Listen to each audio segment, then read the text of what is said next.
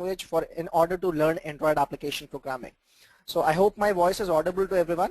If yes, you can just write it onto the chat window that you have access to. Can you all just write onto the chat window that if I'm audible to everyone? So in today's class, what we'll be doing is we'll be actually taking some Java methodologies. We'll be learning some Java terminologies. We'll be learning how we'll be creating the various variables and how we'll be using the iterations. We'll be using the conditional statements and all. So I'll be covering all that today. So before I start with this session, I have a question for all of you here. How many of you know Java? So as you can see, there's a poll question on your windows now. Do you know Java? You can just answer it with a yes or a no. So I'll wait for all of you to vote up. Then I'll be starting with the session.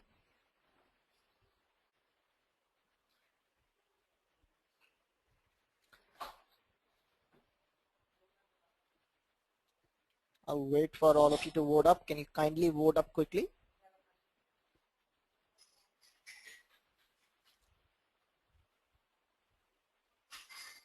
Alright, so since I've got majority of the votes, I'll just close this poll up. So as I see the complete voting structure that comes to me, it says 50% of the people know Java and 50% of them don't know Java. So that is not a problem. If you don't know Java, it is going to be a fresh start for all of you. And for those people who are already knowing Java, so it is going to be a refresher for all of those. I hope this is clear to everyone. And before I begin with this session here, I would just want every single attendee that we have today, they just speak about themselves for a minute or two. Tell me what is the background that these people are coming up from. So what I'll do here is I hope everybody has joined in with a headset and a mic. Can you just write it onto the chat window if everybody has joined in with a headset and a mic?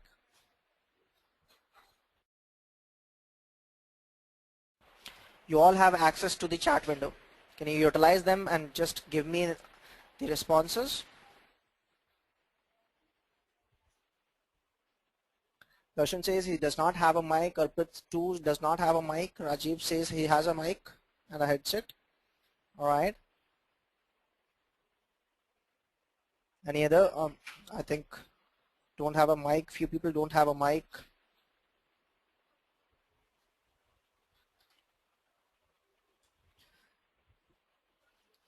All right. So even if you don't, you people don't have a mic, as Pavandeep said, if you are sitting in a say quiet environment, then it is all fine with me. That's not a worry thing that you people should worry about. So what I'll do here is I'll start with a brief introduction of every single attendee that I have. Otherwise, like I don't have any idea about the I should go with Android development and something just out of interest. All right, I'll just mute you up again. So it's good to know that people are actually learning this complete course just out of learning some new technology. I just find it really good. Gagan, I really appreciate your comments here. And I have up with me Himanshu Ladia. Yes, Himanshu, Himanshu, you can speak now. I think you raised your hand. Hi. Yes, Himanshu, Hello. you can speak up. My name is Himanshu Ladia.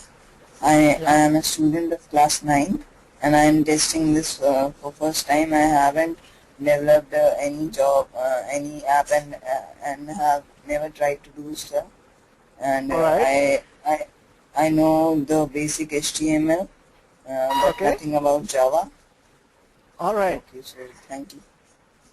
All right. I'm actually very happy about this because we have someone who's coming up from 9th standard and actually he's willing to learn on a new technology. Just love the spirit that you have, Himanshu. Now I'll be unmuting Jasneet. Jasneet, you can speak up about yourself. Hi, this is Jasneet. I'm working in a company by the name of Teron. We were planning to move to the Android platform, so that is the reason why I started taking this course. I mean, just evaluating, and hopefully we would be shifting to Android. We make controller-based devices. We normally work on C. That is WinC, right? Yeah. Okay, good to know that. I'll just mute up again, Jasneet. And I have Pavandeep. Pavandeep, can you speak up? Muted. Yeah. Unmuted. Jasneet, and Muted. we develop a lot of controllers on microcontrollers and processors. So we're just evaluating how we can use Android for building controllers on a ready-made platform. That's the objective. Okay, okay, got it, Pavandeep. All right, so Rishabh, can you also tell us something about yourself? Hello. Rishabh, can you hear yes, we can hear. Yes, we can hear you, Rishabh. Speak Hello, up. my name is Yeah. Rajiv, and I think I am the oldest one here. I have 14 years of experience in the IT industry. Okay. I did my. I'm sorry. It's good to know that you have 14 years of industry experience. Yeah, I Rajiv, completed my bachelor's in electronics and communication and did my master's in computer science. Okay. I work with Infosys as a group project manager, and I always try to keep myself abreast of the new technologies. And this Android looks like the next generation technology, and that is why I know a little bit of Android also. I created two very basic applications, which I have, which are there in the market as well. I wanted to know a little more about Android. Okay, okay, got it, Rajiv. Thanks for speaking up. Now, at the last, I have Shruti Jaiswal. Shruti, can you speak up about yourself? Hello. Yes, Shruti, we can hear you. Yes, we can hear you. Yeah, I'm Shruti Jaiswal and did my BTech in 2011 last year in IT itself, information technology. And right now I am pursuing my MTech final year degree like in IT itself. And I had an interest in Android, so thought of learning it out. Okay, got it, Shruti. So the understanding that I have about the complete batches, we have a student who is actually studying in 9th standard, and we have someone from Infosys who has got 14 years of work ex. So it is going to be a really different batch that I'll be teaching today. So I hope everybody understands and everybody learns some has a good feedback about the course that we are offering to all. So the pattern that will be followed for today's classes, if you have any doubts which you can put up onto the chat window, you can just write it onto the chat window. If at any moment of time you feel like asking something, you can just raise your hands and I'll allow you to speak. I hope this is fine with all. Shall we start with the session? If you all are ready for the session, can you just write it onto the chat window?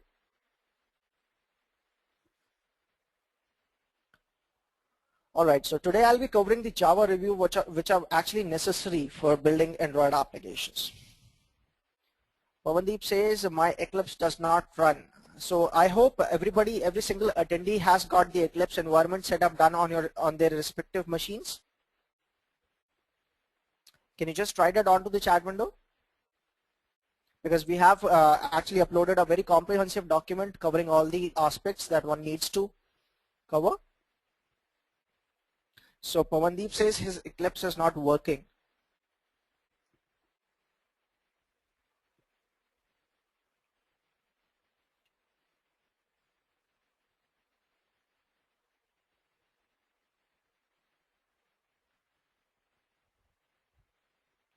Okay, Jasneet says he has just joined.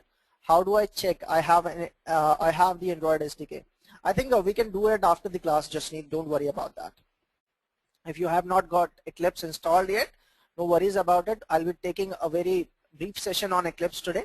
So don't worry about that. As we'll be moving into the second week, I'll be taking you through how you can actually help. I'll be helping you out in the Eclipse environment setup. Don't worry about that. So let's start. So what exactly is Java? Any person who knows Java might be actually knowing about this. But Java is not just a programming language. It is a complete platform for object-oriented programming. So when I talk about object-oriented programming, I actually talk about object-centric identities. So if I say I look at something, say I have a car, all right? So I talk about it as a car. I don't say it has got 4 tires. I don't say it has got an engine. I never say it has got a mirror, rear view mirrors and all. It is just that I am actually referring it to as an object. That is what makes Java different, or what makes it object-centric. Then we have the Java runtime environment. So every application that runs has got a runtime environment, so that it has a sandbox of its own wherein it runs. So Java standard class libraries which provide the application, the programming interface, and the Java virtual machine along with the GRE are called the Java runtime environment. I hope this is clear to everyone. What is Java? What I mean by object-centric or object-oriented programming. We all can just write it onto the chat window. If I'll be actually asking you up in the middle of the sessions. So if you are understanding everything, you can just write with a yes or no. So if it is a yes, I'll move ahead. If it is a no, I'll just stop and reiterate.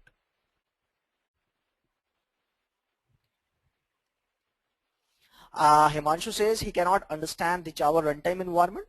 So Himanshu, what happens is every application that runs on a particular machine needs to have the environment that it runs in, or say the runtime environment. You can think of it as something which has a sandbox of its own, that it creates a sandbox within which it runs. So that is the Java runtime environment, Himanshu. I hope this is clear to you now.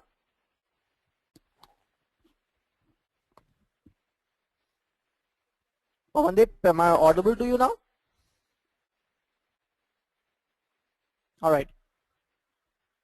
So let's talk about JDK. JDK is another Java development kit which provides all the needed support for software developments in Java. You can think of JDK as some libraries which we utilize in our applications, and then we can make use of those libraries in order to develop the applications. So what is Java Virtual Machine? What is it exactly? So if I talk about the Java Virtual Machine, it runs the bytecode. I'll just take an example here. I'll just open a notepad. I'll open a paint here. And if I talk about the Java Virtual Machine, so I'll just take an example here. Suppose you can think of this as the bytecode. All right.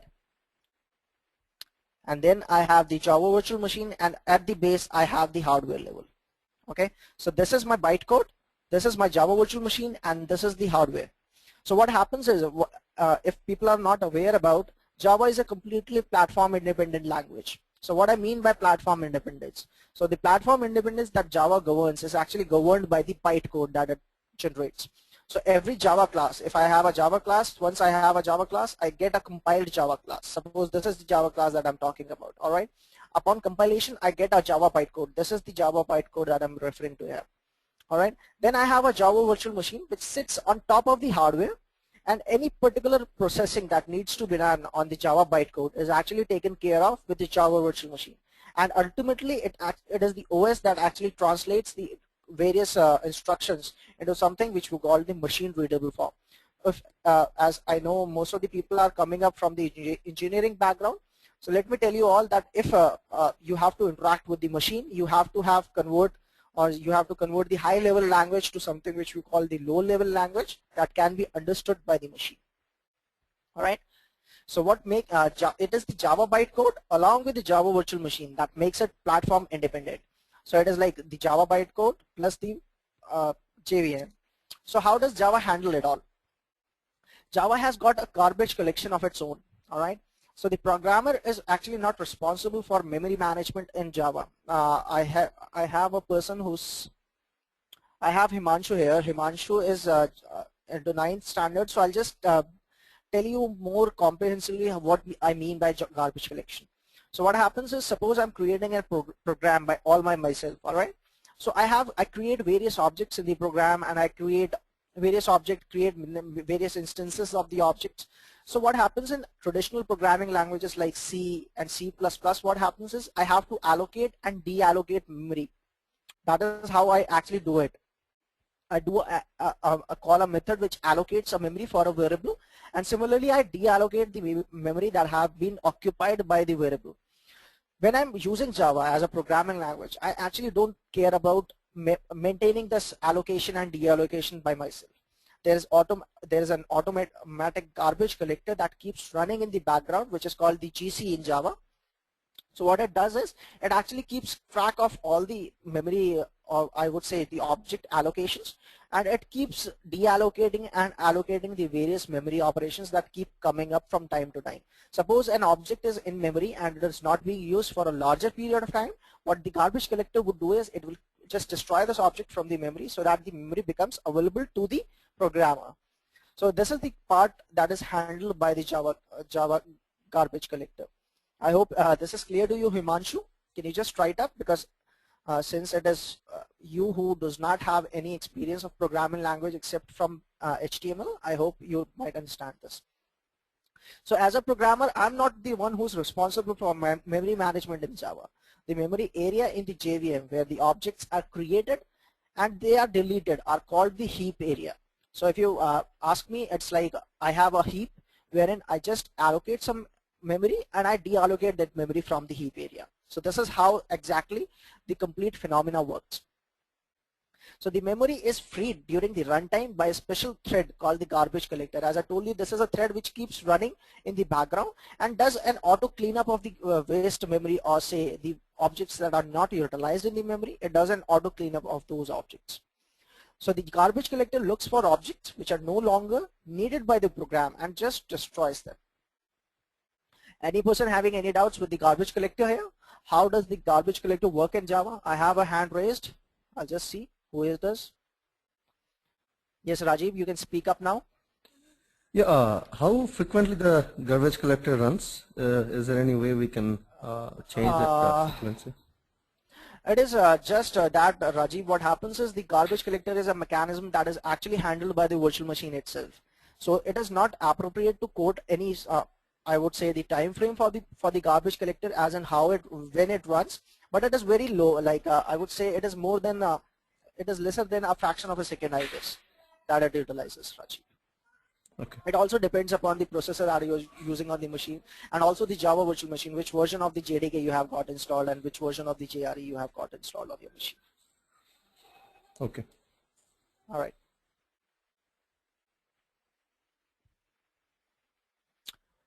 Darshan has asked me a question here. Are there any GC options which are specific for Android? Since Darshan, Java is the language which is predominantly used in Android application development, so the GC that works for Java is also the one that works for Android. So instead of using the Java virtual machine, the Android uses the Dalvik virtual machine, which is the DVM. So it is the part of the DVM that takes care of it. Darshan.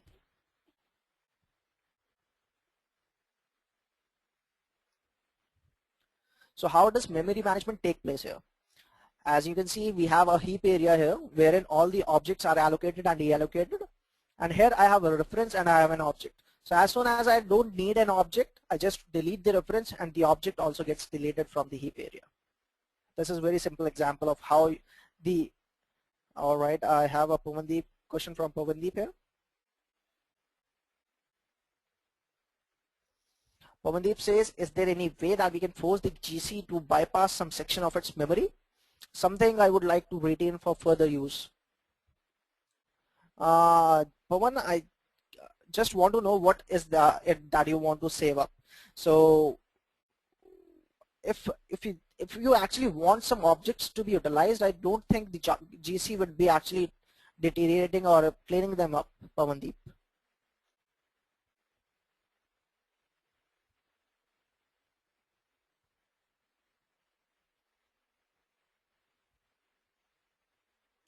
Okay, so if I talk about a global variable sort of a thing in Android, I would say so we have the shared preferences which we can utilize in our applications, which are nothing but key value pairs. So you can create an XML file which you can store as a shared preference so that it does not get destroyed. You can keep those objects as a shared preference and then you can utilize them.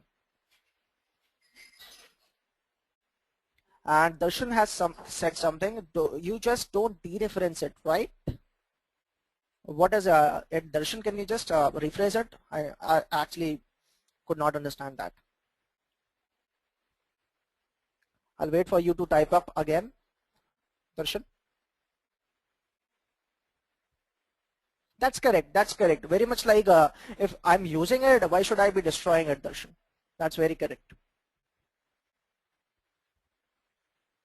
So how Java works, how exactly is the bytecode conversion done, how is the just-in-time compiler, how exactly it works. So Java compilers convert your bytecode into from human readable to something called the bytecode in the Java world. So it is the bytecode that actually gives it the platform independence, that you can run your code on any machine irrespective of the hardware that you're using on the machine. So the bytecode is interpreted by the Java virtual machine, which is very important to understand here. So it is the JVM that actually interprets the bytecode here. which operates much like a physical CPU to actually execute the compile code. As I told you, we have a hardware layer at the bottom, so it is ultimately we have to interact with the hardware level. So that part of interaction is actually taken care of by the JVM. The compiler that is used by Java is the just-in-time compiler that turns Java bytecode into instructions that can be sent directly to the processor. I hope this is clear to everyone how Java exactly works. I have a graphical representation for all of you here. So you can see that how exactly this works. I have a Java file, which is the .java file, which is the core Java file.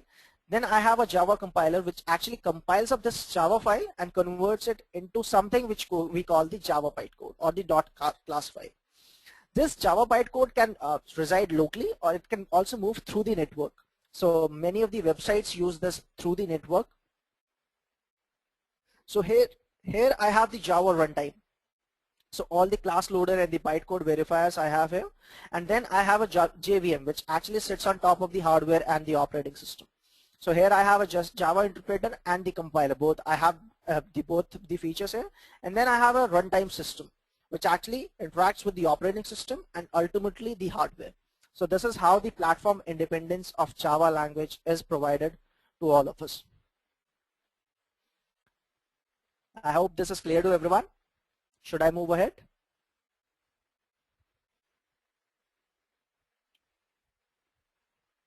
Can I have a response from everyone? Himanshu says, I knew this might come up. Himanshu, it is just the compiler that we use in Java. It is the just-in-time compiler. It is not something that why we use the just-in-time. It is just that it comes up shipped in with the JDK that we are trying to, JDK or the JRE that we are trying to download, Himanshu. I hope this clears it all. Jasneet is asking me, will we get these class PPT screens? Jasneet will be sending you over the complete video of today's session. All right. They work in parallel, Pavandeep. Pavandeep says Java interpreter and Java just-in-time compiler, they work parallel or they work sequentially. They work in parallel. It depends on how we can do it.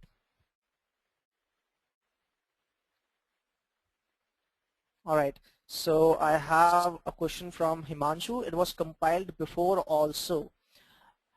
Here, Himanshu, what happens is we have a Java compiler here. We don't have a just-in-time compiler. It actually converts the .java file into something we call the Java bytecode. We also have to have some sort of compilation onto the Java bytecode or onto the, I would say, the Java bytecode. So here we have the just-in-time compiler for that, Himanshu. All right. So what is the basic Java syntax? So I'll be telling you about the basic Java syntax now. So what are the data types in Java? So what all are the available data types to me in Java? So data types define the nature of a value. So we need different data types to handle real world information. It can be a long, it can be a int, it can be a short. So I'll just take Eclipse here and I'll just complete some samples for all of you to take a look. So here I'll go to file, I go to new, I say new Java project. I name it a project, I say sample, Edureka. Choose the runtime environment, which I choose as 1.7. I have got 1.6 also installed, but I'll choose the latest one. Click on next, and I click on finish.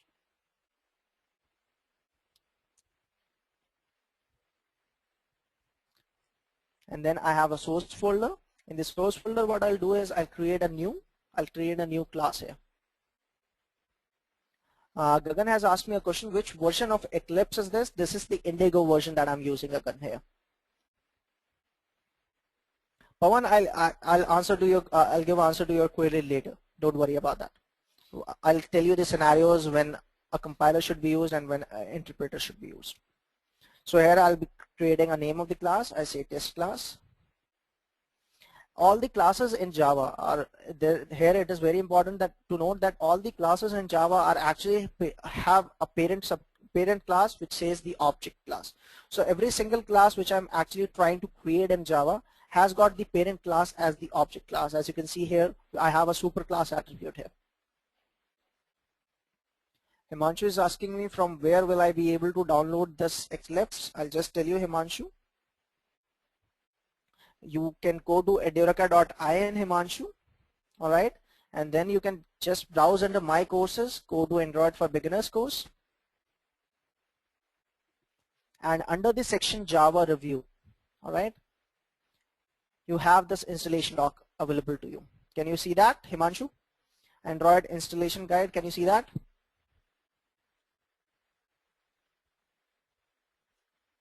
So here you can download this installation guide, and then you can just get all the responses to your queries that you're trying to ask here. How you can get this downloaded and how you can get started with Android application development, Himanshu. So here I have created a test class. So let me tell you all, every class in Java has an entry point. So if I talk about a complete project, I can have just a single entry point to the complete project. So if I need to assign an entry point to the complete project, what I have to do is I have to place a static void main, public static void main method here. And here this method takes argument as string, and I say args. So this is the signature that is actually followed by this method. So every single Java class that if you are actually having a class which you need to provide as an entry point to the application, you need to create this public static void main methods into the class that you want to actually make the starting point of any Java application. So for the time being, what I'll do here is I'll just system output, or that is I just print something onto the console and say this is the first Android class.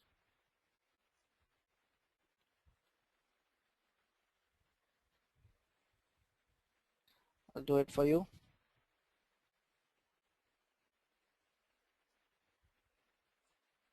I say this is the first Android class. All right. Okay, I did a typo here. Okay. Now I have the console window up available to me. So what I'll do here is I'll just go to sample Edureka, go to run as, and say Java application. And yes, you can see this is the output that I'm seeing onto the screen. So this is a very normal like printing something onto the console from Java that I'm doing here. All right. So let me take you through the various arguments that I have used here. So I have created a class. A class is nothing but a replica of or say I would say the complete skeleton, how you can utilize your code in Java. Then I have created a public static void main. So here why I need it as public is because I do not have any instantiation. I don't require any instantiation. So I have this method as static. Then I actually need this method to be publicly accessible to me without having to create an object, and because static methods cannot be used with the object name. So I have a public, which means that it has got a public access, and then I have a void, that is this method does not return me anything, and this is the key name for the method, which is the main. Here I have also passed a string argument. So if I'm using it on the command line, as people might be aware of, if I'm trying to use Java, I can also do write applications on Notepad. But since we are actually working on Eclipse, we'll confine ourselves to Eclipse development environment only, because it is easier to use and less complicated than working on a Notepad. Here static signifies that Pavandeep has asked me here, what does static signify here? Pavandeep, the static signifies that this is just a single instance of this method that is available to all the classes in this particular project. Pavandeep, I hope this is clear to you. All right. So here I have just done a static here, and I have just outputted something onto the console. So I have a question for all of you, though I haven't told it to you, but I just want a response what you can think of. So if I give my main method a private modifier, what problem I might come across? Is it the compile time error, or is it the compile time warning? So you all can have a look at, because I have got a few who are actually working and who have got decent work ex. So I just want everybody to out there to just try their hands on it.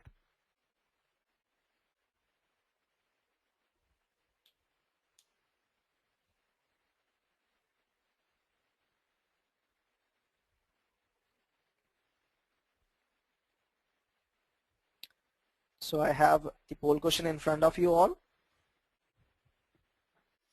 You all can cast your votes onto the polling window. Is it the compile time error or is it the compile time warning that I get?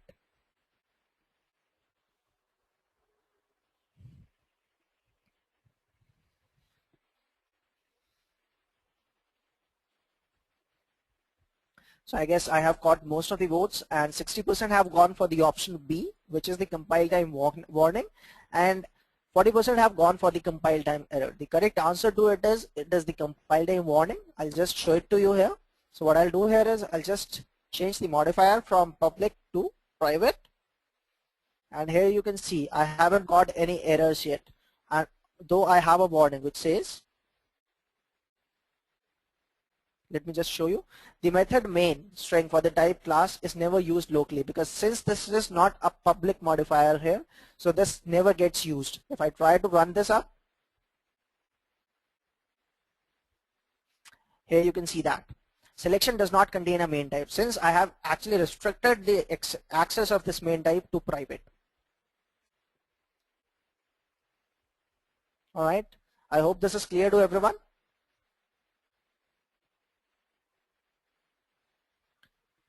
Can you all just write it onto the chat window? Alright, so now what I'll do here is I'll also tell you how you can create variables and how you can use those variables in Java application development. Alright, so in order to create an integer variable, what I have is I have an integer, I say age, I create a variable age. Alright, I assign the variable age equal to say 18 value here. I can also do both. I can also instantiate here and assign in the same line here. I say age equal to 18. Alright, and now I can also have some conditionals, like I can work with some conditionals here. I say I can also take a variable which is the boolean variable. I say boolean and I say is legal to vote. Alright, and I make this as false by default, and I say if age is greater than or equal to 18, I say is legal to vote equal to true, and I just output this value. I would say the person is legal to vote. Alright, and I just output the value of the boolean variable here, is legal to vote. Here I think we have someone joined in from a little late. Anup Bharti has joined in a little late here today. So Anup, I think we have already got started with the session, but I'll just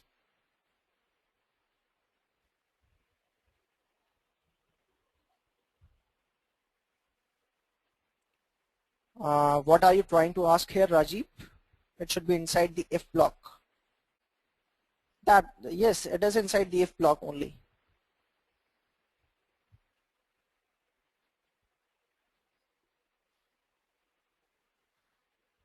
If it is legal to vote, I'll actually have the value here true. No, it's not necessary, Rajiv.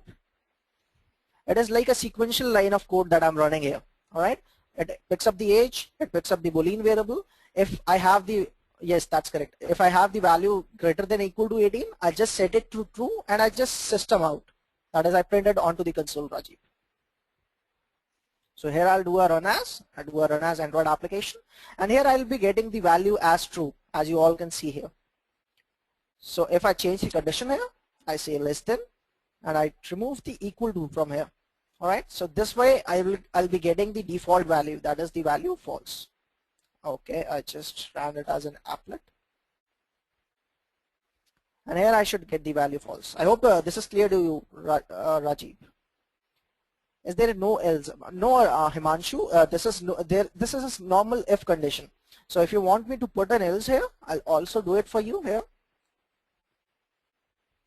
But that would mean the same, because it is automatically default. So I'll just do it here. I won't initialize it here, and I say is legal to vote equal to false. Himanshu. I hope this looks good to you now. Now you have an if and you have an else, yes. All right. So I'll just run it up.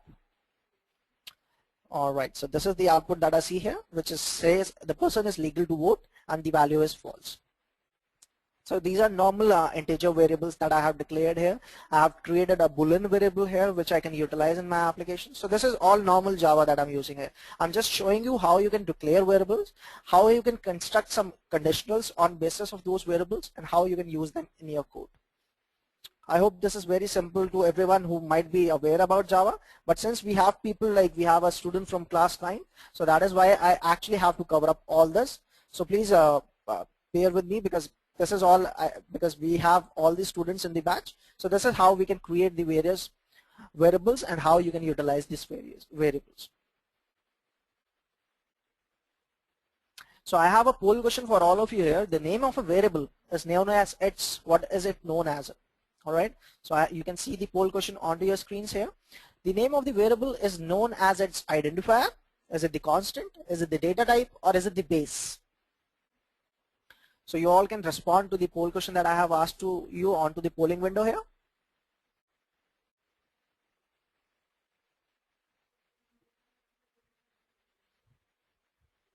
I'll wait for all of you to finish up voting.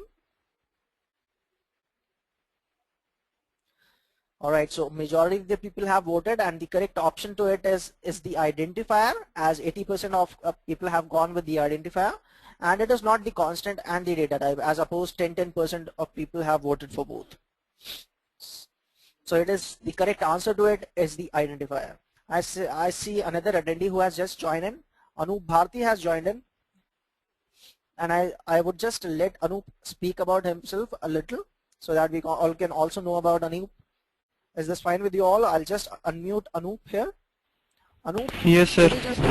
Can you just tell us about yourself? What is the background that you are coming from? Because we have already had the introduction of all the candidates. It is just you who might have missed out. Sir, actually I did my B from Bangalore from PES College of Engineering, and I am working in Mindtree right now. Okay. And what is the profile that you are working at, Anup? What is sir, actually I am in training period right now, sir. No, what is the technology that you are working in, Anup? I'm actually what sir? I'm interested in knowing about the technology. Which technology are you working in? Is it Java? Is it C#? Java, sir. So you are working in Java. Okay, Anup. Thanks for the information. Sir, actually I missed up earlier, sir. Hello? Okay, that's fine, Anup. No problems about it. Okay, thank you. So here I have muted Anup again.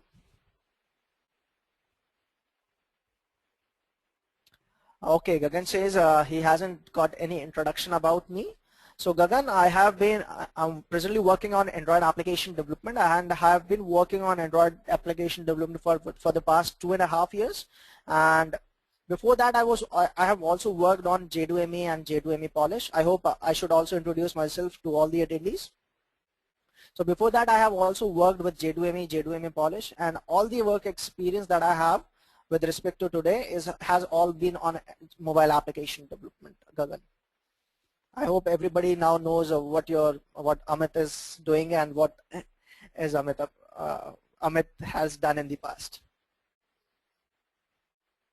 All right, so let's start with the session. So as I told you, we have various data types in Java, and then we have also the various ranges for the data types. Can you all see that?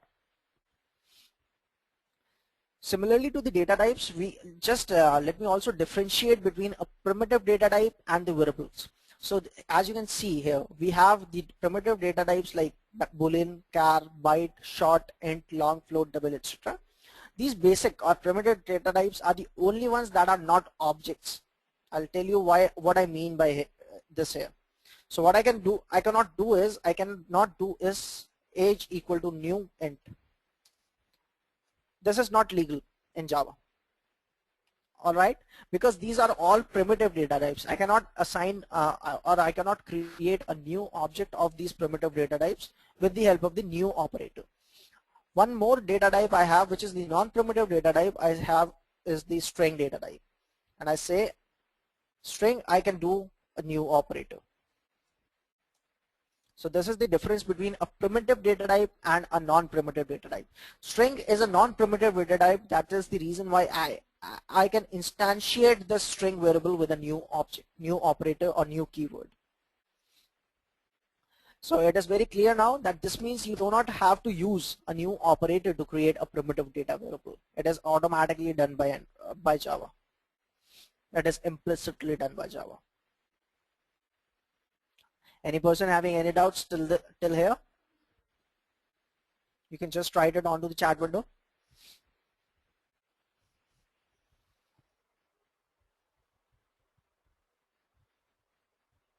Jasneet says he has a problem here. Yes, Jasneet, was it? What is it?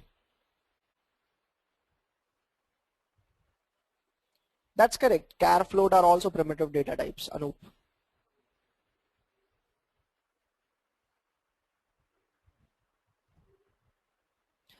Jasneet is asking me what exactly does the new do here.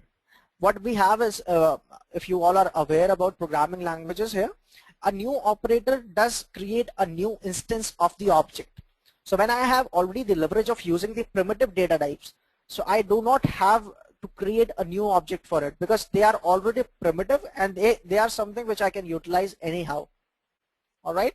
Now, if I talk about, I'll tell you, Anup. Anup, just wait on. I'll just respond to Jasneet first, and then I'll respond to you. Here, the new operator creates a new instance of the object. All right. While if I'm using the primitive data types, I actually don't care about creating a new instance because I already have this leverage of utilizing the primitive data type. Why should I be using a new operator for it? Jasneet. This is the difference between the new operator, why I use the new operator with strings here. All right, can you elaborate the difference between primitive and non-primitive data types?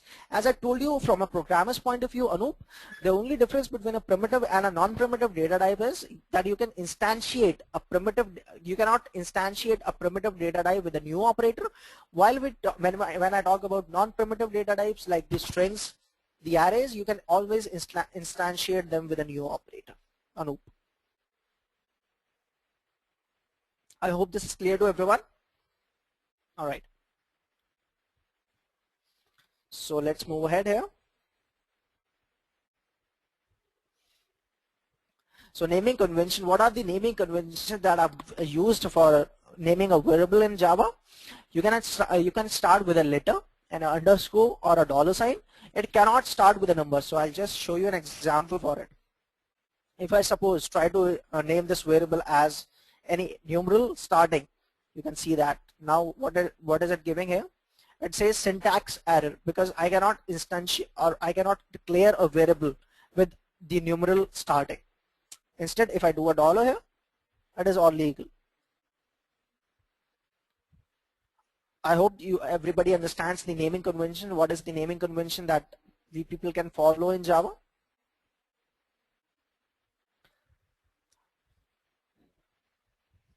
So what are the valid naming conventions? You can see on your screens here. It can start with a letter, an underscore, or a dollar sign.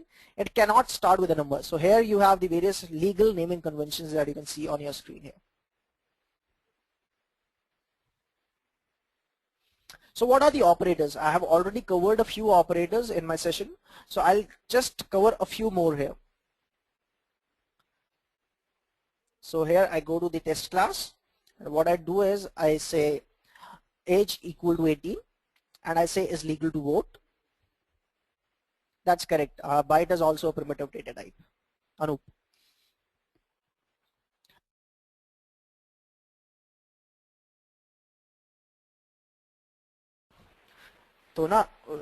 So what we have is here. Yes, I can do that, Anup. I can do that for you. Don't worry about that. So if I have a variable here age and if I say is legal to vote, I can take actions on the basis of these variables. So if I say if say age is greater than or equal to 18 and is I say legal to vote. So this is an and operator, which means if I'm checking for conditions here, so what I have is actually have to check both the conditions. This is the operator what it does here. So as soon as the first condition fails, it won't check the second condition and it will just quit this if condition. So here I'll just do a sysout. I'll just in fact copy the sysout here and place it up in the if condition itself.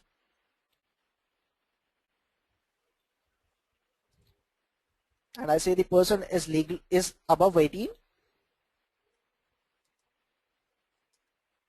and I say legal to vote. All right, and I'll just remove this up because I don't need it now. And if it is not the case here, what I'll do is I'll do an else here, and I say system out. I'll just copy it up and say the person is below 18 and not legal to vote. All right, so this is an and condition here wherein both the conditions will be checked, and upon successful execution of both the conditions only this statement will get executed. Otherwise the statement that will get executed is this statement. All right, since my age is 18 here and I have already set up this variable on the basis of age. That's correct. I was just going to correct that, Pavandeep, don't worry. So here if I have set this up here, so what I'll do here is I'll say the condition, I have to match the condition here so that I have a true here. So if both these conditions match here, now I'll be getting this out here. And now let's start up. I say run as Java application, and you can see that the output here says the person is above 18 and it is legal to vote. I hope this is clear to everyone. You can just write it onto the chat windows.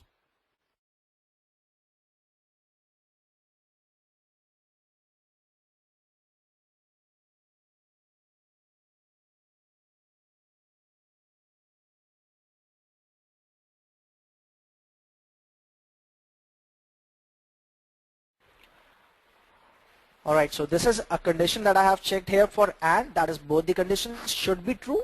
I can also check for an or condition here. In this particular case what happens is any of the condition if they become true, this particular line will get executed. Alright, so what I'll do here is I'll just remove this all, comment it up, and I say I do initialize this variable with a false value. Here my age is greater than equal to 18, but my is legal to vote is false here. So I should actually be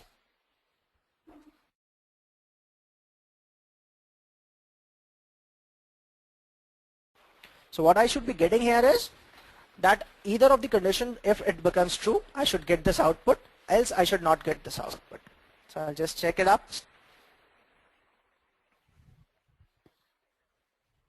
And as you can see all, here is the output to it. The person is above 18 and legal to vote.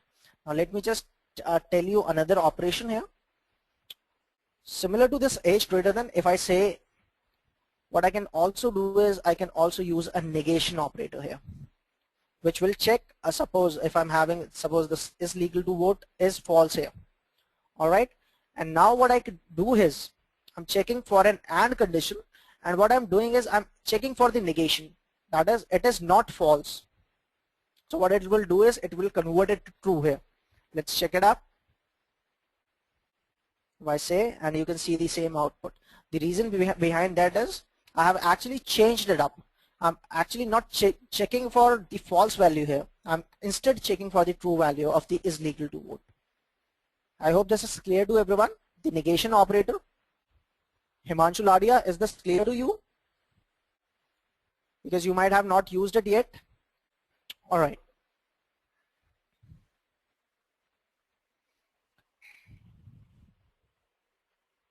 So these are the various categories of Java operators that you can see on your screen. Now let's talk about the arithmetic and the assignment operators. So I have already used the assignment operators that I had shown to you. Here I have already used the assignment operator. You can see that, right? Can you all see that? The assignment operator, it is just the initialization and the assignment together.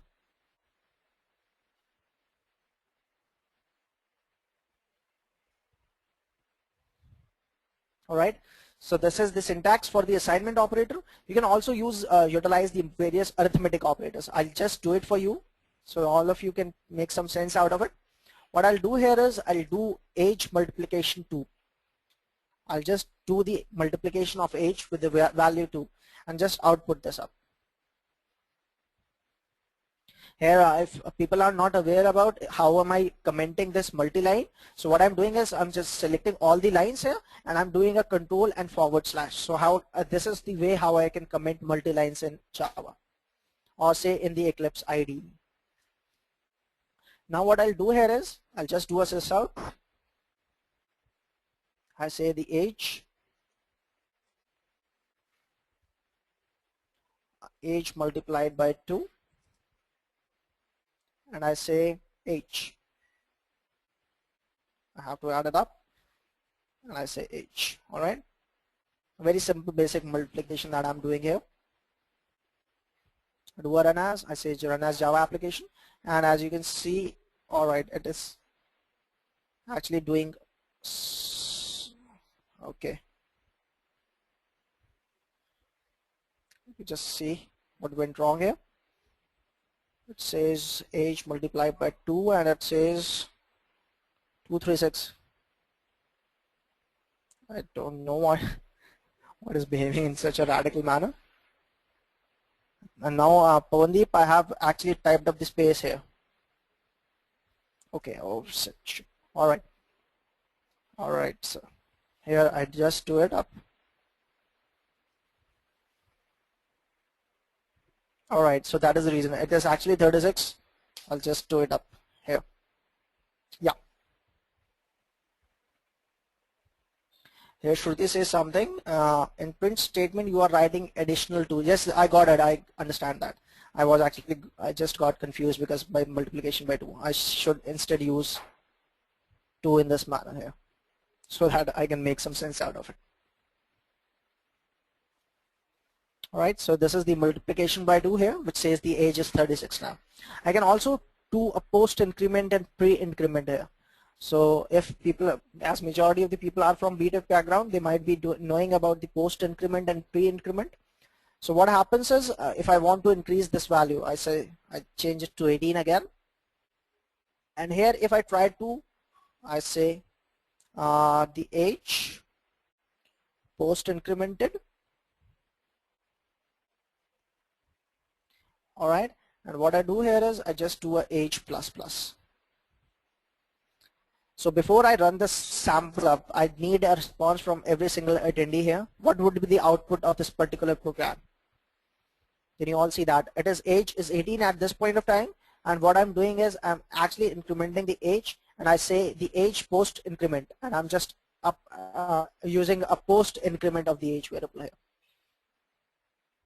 I knew many answers would be coming up because people are here from the engineering background, and I say run as, I say a run as Android application and a Java application, and you can see here the output is 18.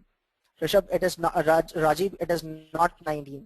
The reason behind that is whenever I'm using a post increment operator, what happens is the value always gets append, or say the value always gets incremented after assigning. So here what is happening is it is actually assigning it first and then incrementing. Alright, so what I'll do here is now I'll change it to a pre-increment here. Alright, and here if I do a pre-increment, now what should the output be? Can you all just write it up? What should be the output if I'm doing it pre-incrementing?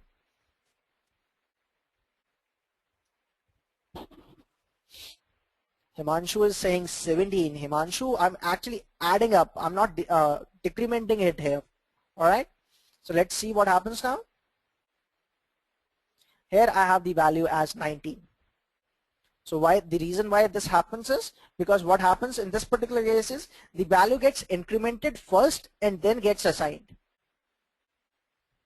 Alright. Which is not the case with the post increment. The value gets assigned first and then it gets incremented.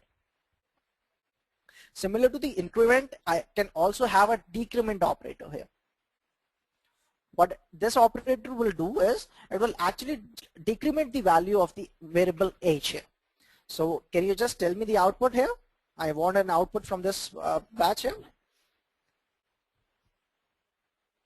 So as majority of the people are giving the outputs, let's run it up in the mid-while. And here I have the value as 17. If I do it a post decrement here, and I change it to post.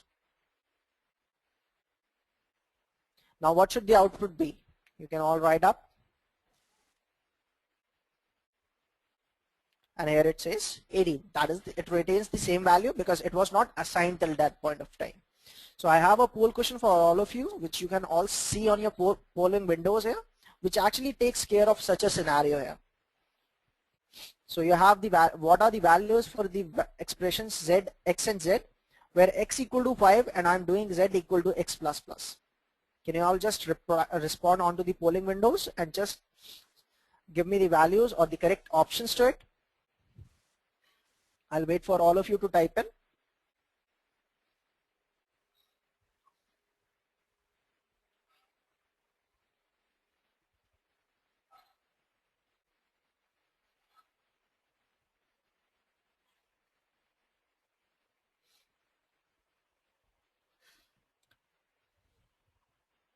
So I'll wait for all of you to see the results here.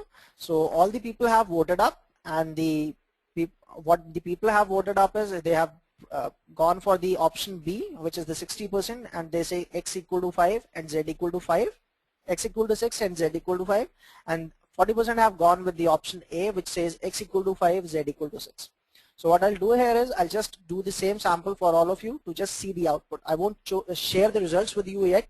I'll just do it for you so that you can just see the difference all by yourself here. I'll just close it up. Here I'll create two variables here. Just comment it out. I say int x equal to 5 and I say z equal to x plus plus. Okay, I have to initialize this up and I do a sys out here.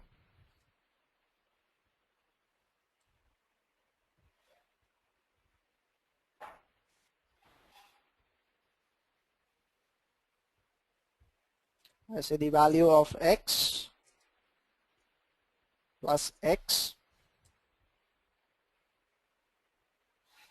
and I say z, I say c value. Alright, now let's see the output for it.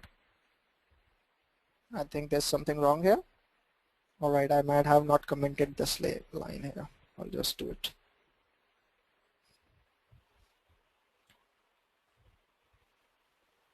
Okay.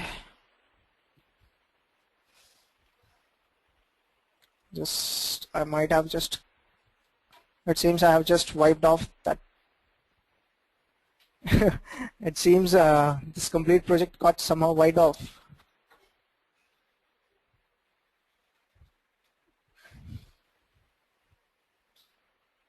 I just don't know how it got done. Okay, this project just got closed by itself. I just might have pressed the wrong button here. Alright. So here this is the sample that I'm doing here, x equal to 5 and says z equal to x plus plus. Let's see what the output is. And the correct answer to it is the option B, which is x equal to 6 and z equal to 5. I hope you all understand this now, because what is happening here is it is actually assigning it first and then trying incrementing it up. I hope you all got this. Right. So we also have the various relational operators that I can compare with. So a greater than, less than, greater than, equal to, less than, equal to. Equal to is actually used for comparing equality. Suppose if I want to check if two variables are equal, then what I'll be doing is I'll say why does x increased. I told you as what happens is after what Himanshu, I'll just tell you about this. What is happening here is I have the variable x equal to 5. All right. Now what I do is I put the value of x into z at the time it is 5. Okay. And now since this is 5 at this point of time, z contains the value 5.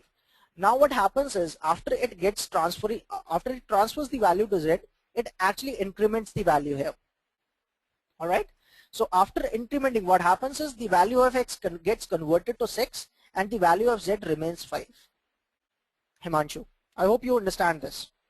That is the difference between a pre-increment and a post-increment operator. Instead, if I would have done it like this here, okay, then the value of both the variables would have been same, as you can see this. So that is the difference between a pre-increment operator and a post-increment operator, Himanshu.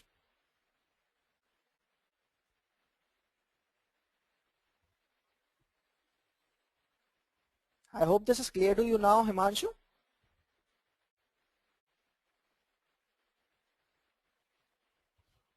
All right now. So I have already told you the various operators.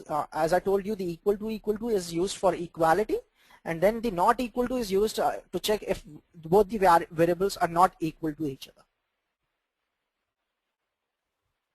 Then we also have the various logical operators, the and operator. I have already covered them. Now also let's talk about the static variables. So static variables are the variables that are shared across all the objects of a class. And just be reminded that there is only one copy of the static variables. Non-static variables are the ones that are not shared. There's a separate copy for each individual live object.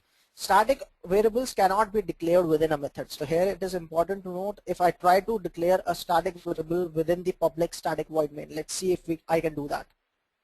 I say static int, and you can see that remove the invalid modifier is the prompt that I'm getting here. Once I do that, it is actually not allowing me to use a static variable inside a method. So how should I use it? I'll just copy it up. I say static and I just paste it up. So this way I can utilize this because this is in the scope of the class and how I can use this. Now whenever I try to gain access to a static variable here, I'll just do one more thing. I just create a new class. I say class 2 and I click on finish here. All right. In the class 2, if I want to utilize the variable x here in the class 2, what I need to do is I say test class dot, or what I can do is I can also assign it to a variable, say var equal to, I say test class dot x. So this is how I be using static context. So I cannot use it with an object name. I have to use the class name in order to gain access.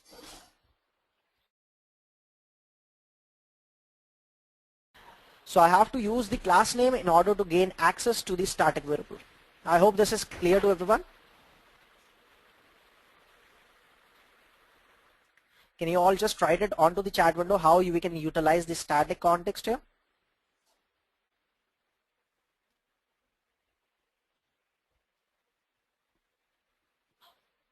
So let's talk about statements and blocks also. So a simple statement is a command that is terminated by a semicolon. So if I say I have a string variable which says name and I have a name, I'm actually assigning it. I have a question from Pavandeep here. So I will use a static variable when I need to use this outside the class. I'm just giving you an example how you can use it, or say how you can use a static variable in the other classes, Pavandeep. If I talk about static variables, it is just that you have a single copy of those variables throughout the application. It is just that the purpose that this all was just this, Pavandeep.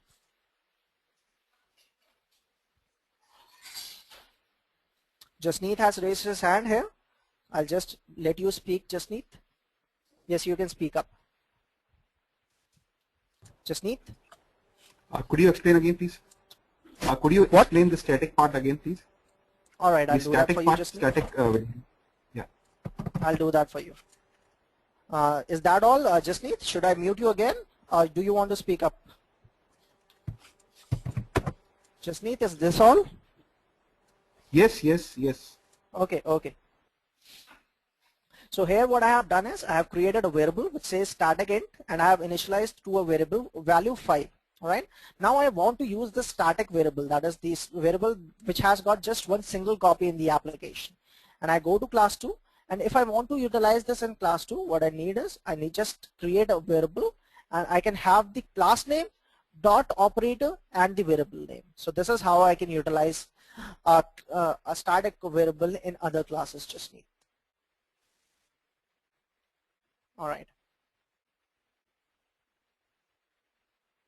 So I was talking about the statements and blocks. As I told you, a statement is nothing but a line which gets terminated by a semicolon here.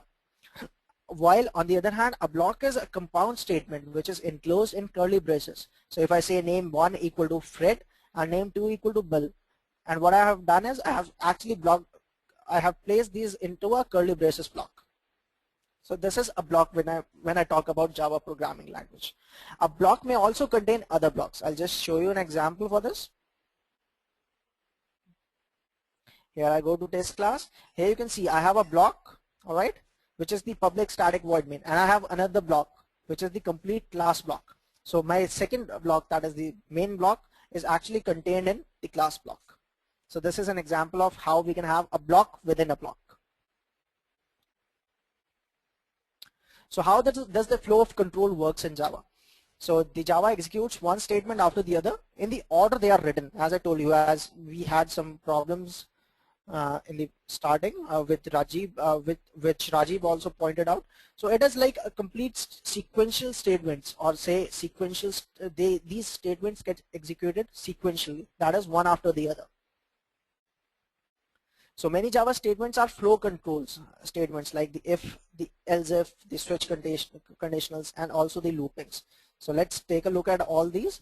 Let's take a look at if else. I have already covered the if else part. Do you want me to cover the if else part again? You can just write it onto the chat window if you want me to cover that. All right. So let's talk about the switch statement then.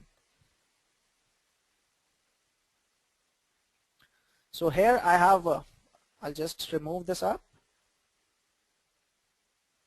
All right, and I'll just remove this all. Now let's talk about the switch case. Suppose I have a variable which says int h. Again, I say initialize it with with a value 18. I do a switch case here. So in Eclipse, what you can do is to get the auto correction, or say the auto filling, or the suggestions. What you can do is you just write the initials and do a control space, and it will automatically generate the switch case for you. Here it is asking me for a key, which I'll name as age. I can assign values to it, like age 18. I just copy this up, and I say age 25. So if you people are aware of, if I talk about the drinking age, so the drinking age that we have in legal in India is 25. So I say you are illegal to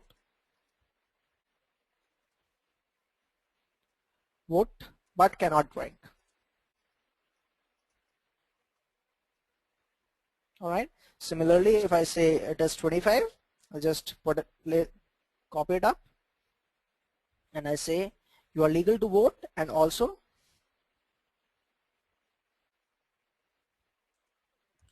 drink. All right. So since this is 18 at this point of time, the output that I should be getting is you are legal to vote but cannot drink. Let's check this up. I have the class 2 here. I'll just remove this class 2 because this was just created for you all to take a look at the static context. So I have already deleted this. Let's go and run as. And here you can see that you are legal to vote but cannot drink. While if I change this value to 25, here I'll tell you one more thing about switch cases. In Java, switch cases are actually the switch construct that we have here can only take integers. So it is very important to know that in Java, if you're trying to compare strings, you cannot do that with the switch case in Java. I have heard that it is a possibility in Java 1.7, but never used it yet. So I would suggest you all to prefer the integer variables here. Only compare the integer variables. All right. Any problems, any doubts with anyone with the switch case statement that I have showed to you? You all can just write it onto the chat window if there is any problem. Now let's also talk about the looping constructs that we have in Java. All right, so we have the various looping constructs like the for loop, the while loop, the do while loop. I'll just cover them one by one here. Yes, correct. Characters are allowed, Arpit. Yes, that's correct. A single character is allowed, Arpit. So I have already told you about the if construct here. Then I have already also told you about the switch context here. Now let's talk about the iteration, or say the for iteration. In order to utilize the for iteration, I have a method signature for it. So what I can do is I say for. Let's output some values from, say, int I equal to 0, say I is less than 10, I say I increment. So here you can see the construct that I have here. If I say here, what I'm doing is I'm initializing it. Here I'm setting a condition, and here I'm incrementing value. And now what I do is the value of I, and I say plus I. So it will be outputting all the values from 0 to 9 to me. If I try to run as,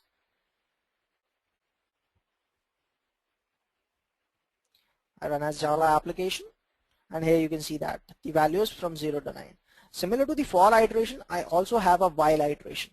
And for what happens is the incrementing is in the same statement. While for a while here, what I can do is I can just create a while iterator here. Why it is post incremented? Himanshu, I can also pre-increment this up, but in whatever we are doing here, all right, I'll just show it to you. Since I is 0 initially, all right, and if I try to pre-increment it up, let's see the output. All right, I'll just comment it out. I'll show the output to you, Himanshu. What is the problem here? All right, I'll do the output for you after pre-incrementing. In case of while loop, Himanshu, it won't be changing anything.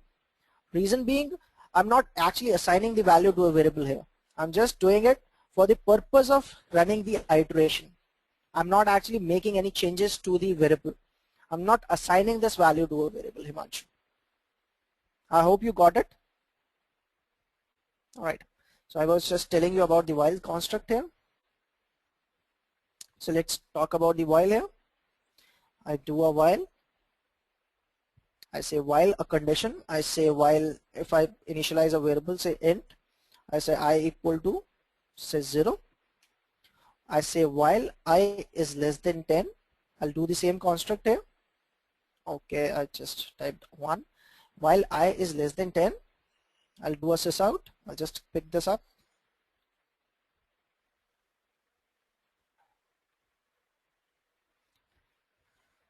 I'll just pick it up. All right, I do a sys out the value of I, and here I have to manually increment the value of I. All right, now let's see the output. It will also have the same output that I was just showing with you with the for loop. So this is the output here. So this is the difference between a while and a for loop here. In the for loop we have the initialization, we have the condition check, and we have the incrementation in the same line. While in case of a while loop we have the condition, the incrementation in different lines. All right. I also have another construct here which is the do while. Can anyone of you tell me the difference between a do while and a while loop here? Because you might have been using various programming languages. I just want to know from you what is the difference between a while and a do while loop. Can you all just write it onto the chat window? It says do while will execute at least once, same as the response that Rajiv says. Any other responses from all the attendees here?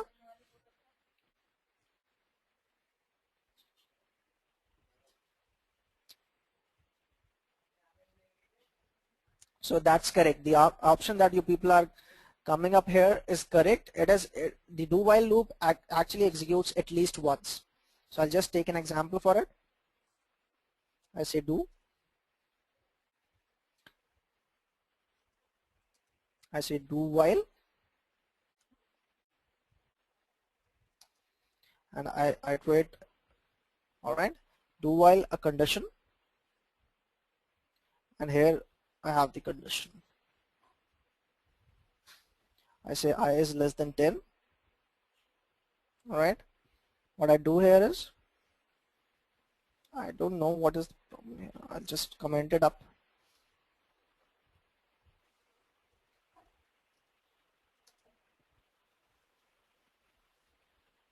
All right, here I'll do that. Do while, if I say I is less than, or say I just do it up like I is greater than 0. All right, I'll just comment it up.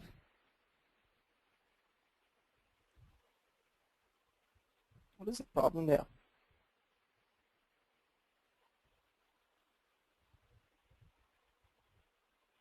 Okay, I got it. I say do. I say while. I say condition. Say I is less than. Okay, I'll just check it for is greater than 0. I'm checking for this condition. Terminate with the semicolon here, and I do a sysout. So logically this condition is false. All right, but let's see what the do while does. It runs at least once is the output that I'll be getting here. All right, so let's try and running it up, and as you can see, this runs at least once. So this is the difference between a while and a do while loop here. I hope this is clear to everyone, the difference between a while and a do while loop here.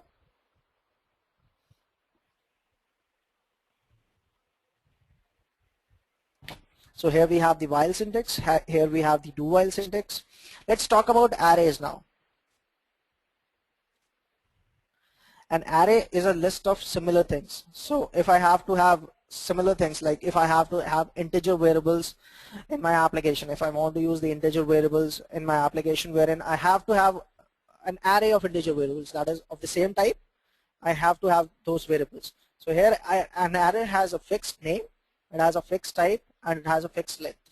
So these must be declared when the array is created. It is very important to understand that whenever the array is created, you have to declare it. Array size cannot be changed during the execution of the code here. Let's take an example of an array here. Can you all see this? I have an array wherein I am holding integer variables. So my array has room for 8 elements, as you all can see here, and the 8 elements are actually bound by the indexes. Can you see that? 1, 2, 3, 4, 5, 6, 7. So if I have to pick up any value from the array, I have to pick up the value from the index, and the index will give me the value that it is holding here. So if I say my array and I say put a braces and I say 1, so it is actually referring to the value 6 here. So the elements are accessed by their indexes.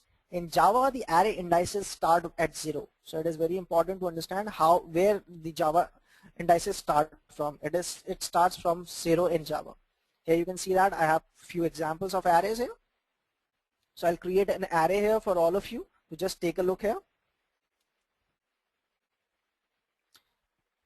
What I'll do is I'll just comment it out. I say int, I say ARR, and I create an array. All right, and I say the values, like I can have 3, I can have 5, I can have 6, I can have 8, 9, I can have 12, I can have 15. All right, so this is the array that I have created here. Now let's iterate through the array here. So I'll use a for iteration here. Here I have already got the iteration here. For if I say I equal to 0, I is less than array dot length, whatever the length of the array would be. So it contained 1, 2, 3, 4, 5, 6, 7 elements. So the length of the array at this point of time should be 6. I hope you understand that. Why it is 6? Because the array indices start with 0. Alright, so let's output that up. Assess this out.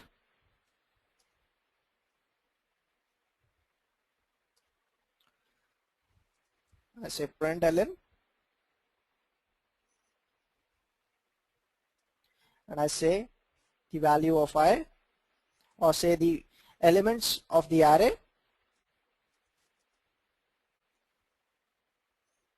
and just the references, or say the index values, and I say the value at indices, I say I. Alright, let's see the output now. Here you can see that all the array elements have been outputted 3, 5, 6, 7, 9, 12 and 15. So this is how we can use the arrays in Java. I hope this is clear to everyone how you can use the arrays in Java. Can you all just write it onto the chat window if this example is clear to everyone?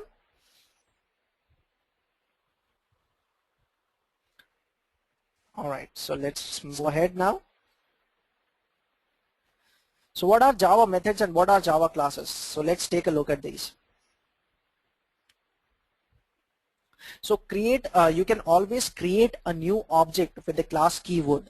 So if you are trying to create a new object, what you need to do is you need to create a class name, get the class name, get the variable name, and get equal to new class name. I'll just show it to you here.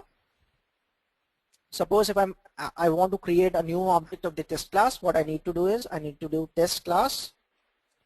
I say test object equal to, and I say new test class. So this is the normal convention that we follow whenever we are creating objects.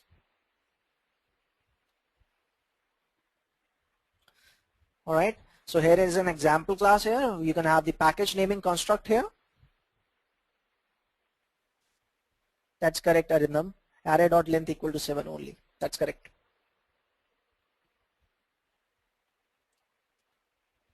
Here we have the public class car, and we have the various I would say the attributes of a class.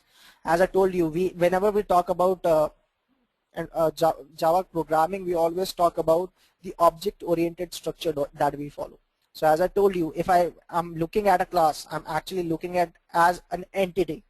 When I talk about a car as an entity, what I mean is I have the various attributes of an entity. You all can think of the name, the color, the weight as the attributes of an entity. Then also I have a few methods which I can operate with the help of a class. So I can have the move method, which is like a car does move. All right. So this is how I can utilize my move method here. So this is an example class that I have for all of you here. So you can draw references. If I say I want you all to create a class of a bird, say example for a bird.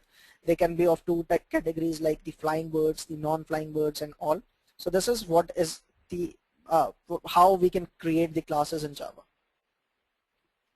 I should also tell you that since most of the people are actually coming from programming background, here if you want to extend any class, or say you want to subclass any class, suppose if you want to subclass the object class, for example, right?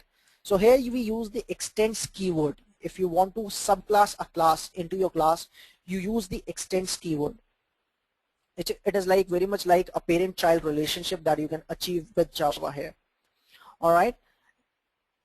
So if I'm since Java allows me the inheritance, but it does not allow me multiple inheritance. So that is where the interfaces come into picture.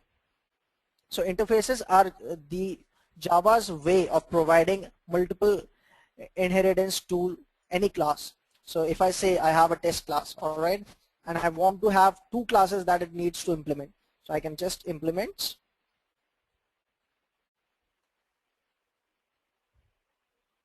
That's correct, Arindam. I just gave you an example of extending here. Object is the class that is automatically, yes, that's correct, Arindam. I say implements, I say I can have any, I just cannot think of any implements here because I have been using with, if I tell you about the interfaces, I have created a project in Android. I'll just tell you here.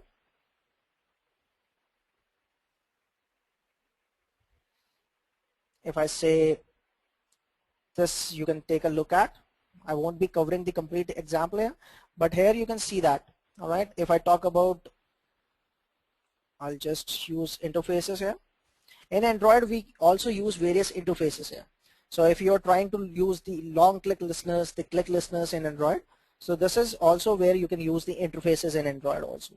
So what you do is you implement the various listeners, you assign the listeners to the objects you want to call it on, and then you have the overridden method. You have the overridden method which you can utilize in your classes in order to do your work. So it is very much like Java's way of extending classes, or say providing multiple inheritance.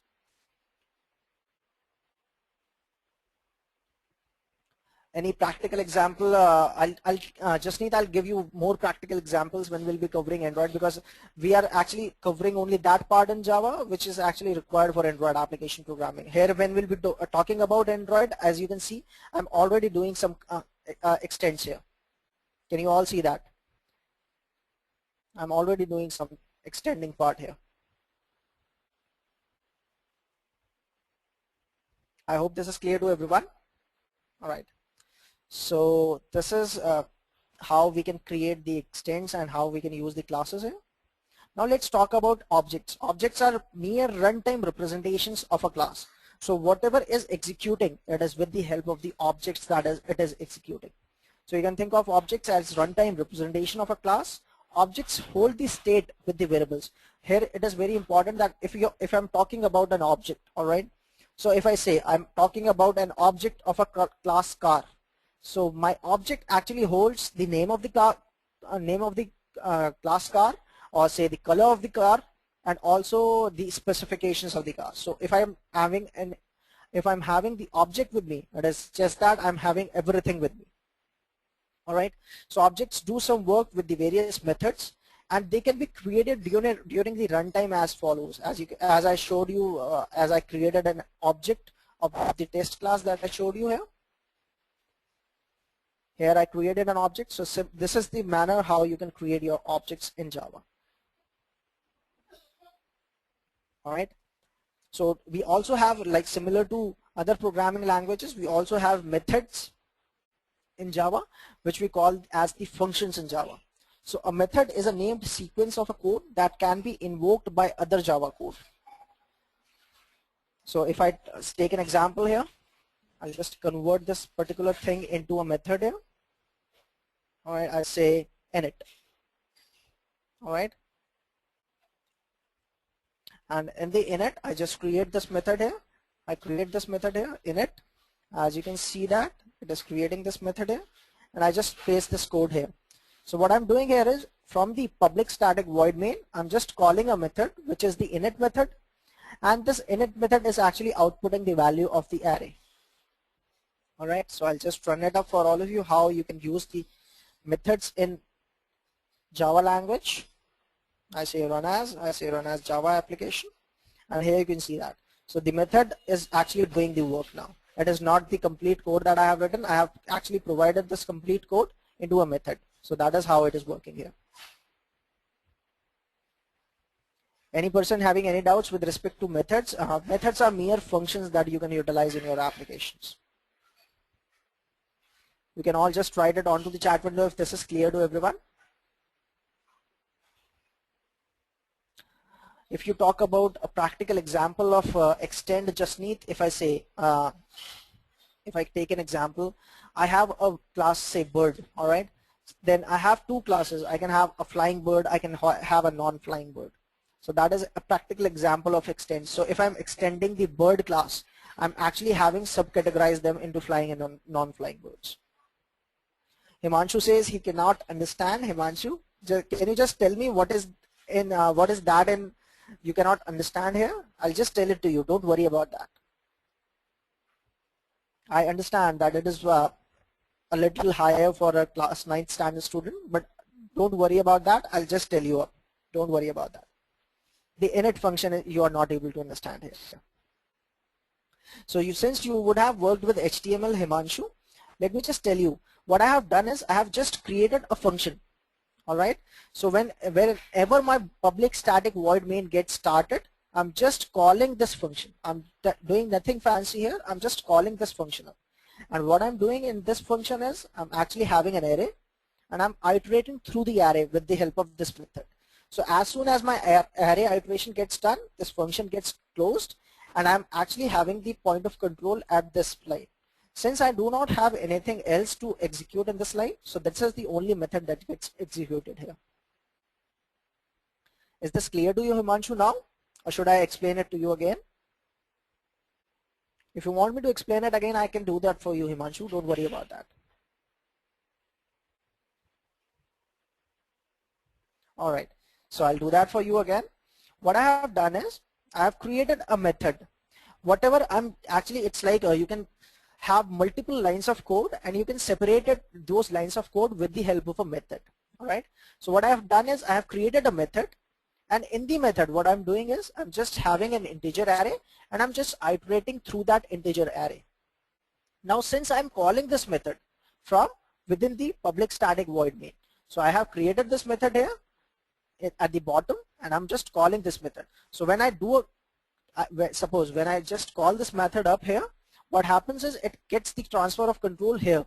All right, it creates the array, it iterates the array, and it runs it just outputs the value onto the console here, and then I have just closed this particular method and my control comes back to me again here.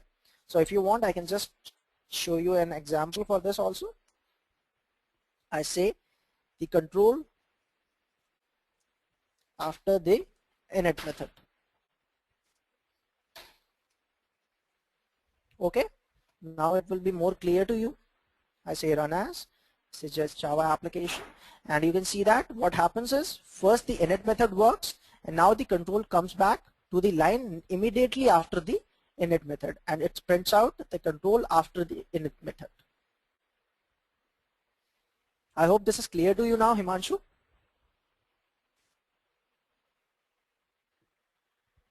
So these are the various examples that you can take a look at. So a method is not something which takes some it can also take some parameters, perform some computations, and then optionally return a value or object. Methods can also be used as a part of an expression statement. As you can see here, this is a typical method signature that I'm using here. Then we also have the various modifiers in Java.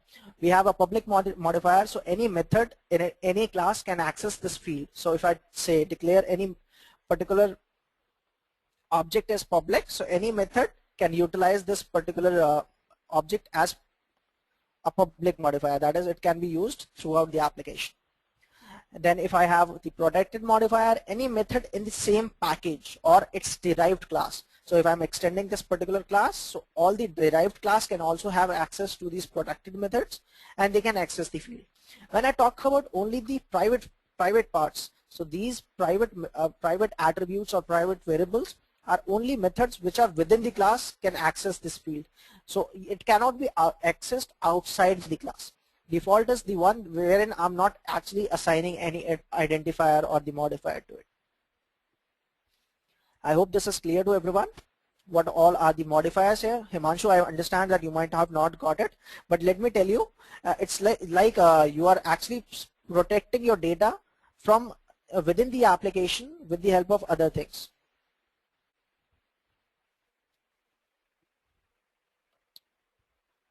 So let's have a poll question for all of you here.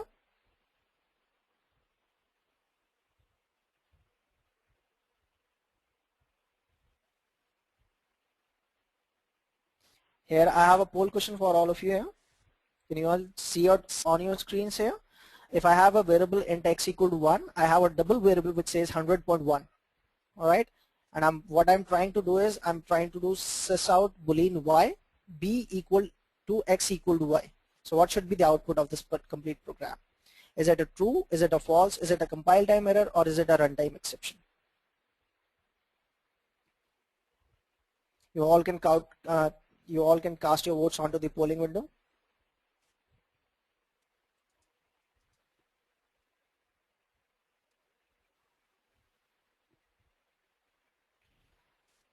So is it the value true? Is it the value false? Is it the compile time error, or is it the runtime exception that you see?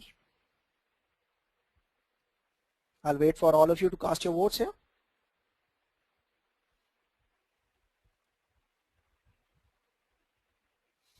You can take your time, because if you want, you can just think about it and then respond to the poll question that I have asked you all.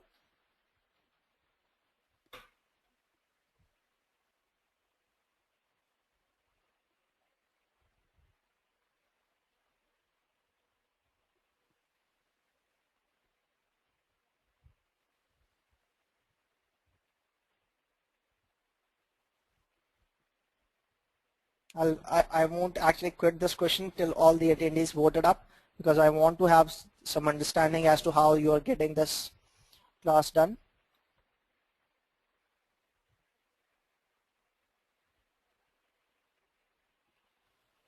I guess majority of few of the people haven't voted yet.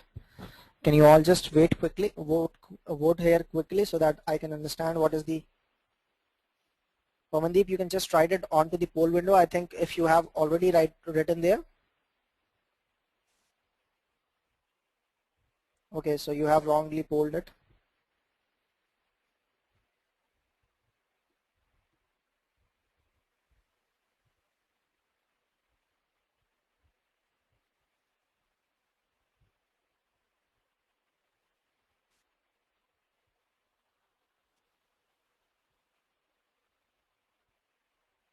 So I guess majority of the people have voted, and they have gone for the option B is the 33%, and option 3 is the compile time error, which is the 67% that I'm seeing here. So the correct option to it is the compile time error.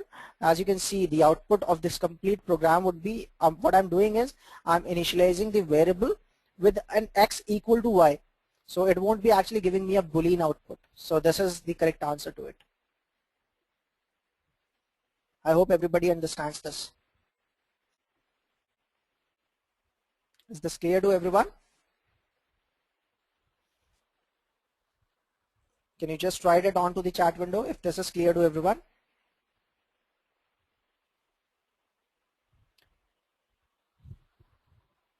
If you want, I can do it for you onto the console here. Pamandeep, should I do it for you? I'll do it for you.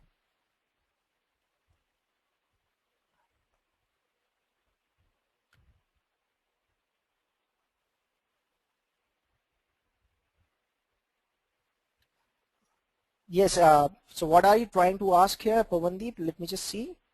Does Java make a value greater than 0 as true? No, it does not. Why should it make it true? It is just that it gives you a compile time error, because what you're doing is you are actually assigning an integer value to a Boolean variable. So that is why it gives up a compile time exception. Compile time error. Pamandeep, I hope you understand this. No, it's not. In C there is automatic typecasting. But for I strongly feel, Pavandeep, because Boolean and double are actually different data types. So there won't be any automatic typecasting when we talk about Boolean and double. Okay, he says in C there is, but not in Java, Pavan. I'm sorry about this, but this is not the same way in Java. All right, so let's start again. So any questions, any queries with what we have covered in today's class, you can just ask them right away, because I have kept this 10 minutes during the last of the class for all of you to ask your queries if there are any.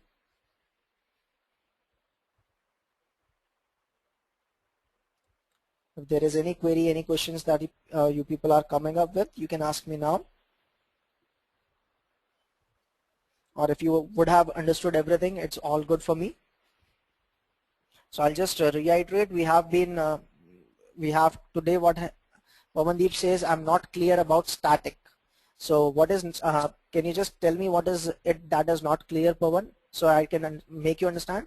When I talk about static variables, it is just that if I'm declaring some variable as static, what I have is I have the complete variable accessible to me throughout the life cycle of the application. It just has one single copy that keeps running in the program, Pavan. So if I say I have declared some variable static int x and I have declared it, I have initialized with the value say 10. So what happens in this case is, suppose if I'm using this variable in some other classes, I always get the value 10 unless I make changes to this value. So this is what is the advantage of using the static context. That's correct. It is very much like a global variable for the application. That's correct.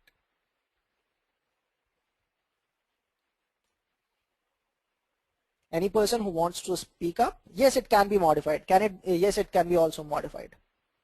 Yes, Jasneet has come up with a question here. What are the prerequisites for the next class? So Jasneet, what we have is we have some set of assignments that you people can take care of when you log into your accounts on edureka.in.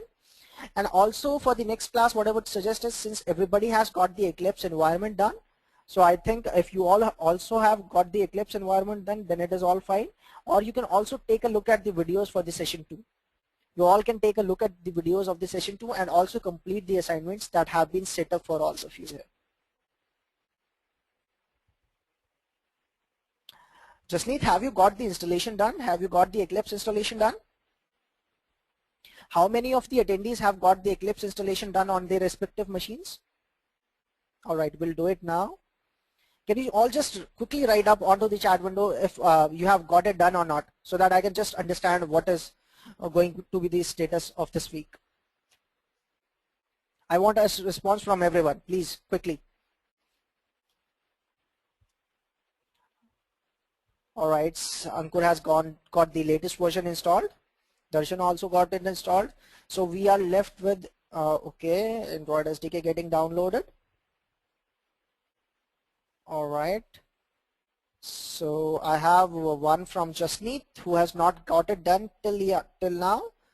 And then I have got it from Himanshu Ladia. He has not got it done yet. And that is all. So it's good news because everybody has got it done except for 2 people. So I think you can take a look at the documentation that we have provided for all of you. And I think the document is comprehensive enough that you won't be finding any problems in installation the Eclipse environment on your respective machines.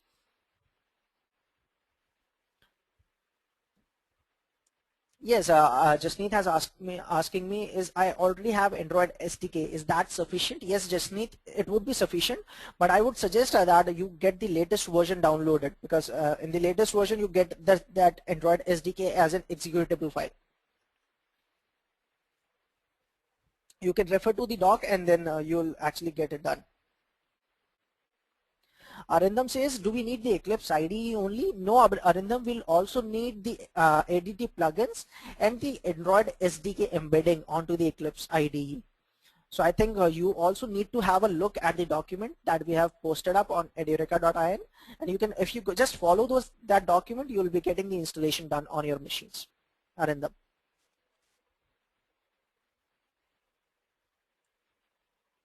So I hope everybody has got the concepts that were being taught in today's class. If so, you can just write it onto the chat window, and from the next class onwards, we will be actually starting with getting our hands dirty on Android application development, because we had enough of Java today, and I think you all will enjoy the Android setup done, or you'll all enjoy the Android actually when you get a dive into Android application development. That's correct, Arindam. Android it's not fully based on Java. It also utilizes some of its API which are written which are not written in Java, or I would say which are actually of Android native. They are not the normal Java JDK provided. So it utilizes all the APIs. But I'm telling you, all will enjoy the workx that you will be getting when you will get a smoother drive-in into Android application development. So I hope to see you all in the coming week that we have. That's correct. That's correct, Pavandeep. We'll be getting it dirty with ice cream sandwich. We'll be getting it dirty with eclairs. That's correct, Pavandeep. So this is all that I have for today's session, and in the coming session what I'll be doing is I'll be sharing with you all how you can actually monitor the devices. I'll be also telling you what is the emulators, how you can create the emulators in Android. I'll be also telling you what is the complete package structuring, how you can develop multiple applications, like suppose a single APK or the executable file will run on a device in Spain, with the different language and a device in US on a different language. I'll tell you all. So this course is going to teach you a lot of things about Android application development. So I hope to see you all in the coming week wherein we'll be getting started with Android application development. It is the same time next week, Jasneet. The next class that we have is on the same time next week.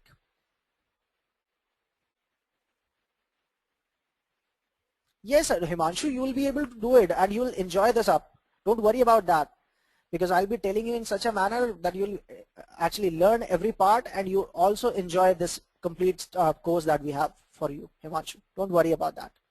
I know it's a little too, it's little like asking a lot from a ninth standard student, but definitely you'll enjoy it and you'll definitely bring up or you'll create some good applications by the end of 6 weeks, which you might can upload onto the Google Play, Himanshu.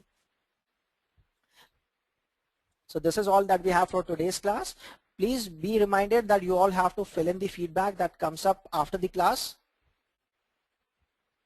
That's correct, Pavandeep. I too understand that. 9th standard is the great time to start. And I'm actually quite impressed by Himanshu Ladia's concentration that he is showing in this course. That's correct, Pavandeep. I'm actually impressed by this buddy. So this is all that I have for today's class. See you all in the class next week.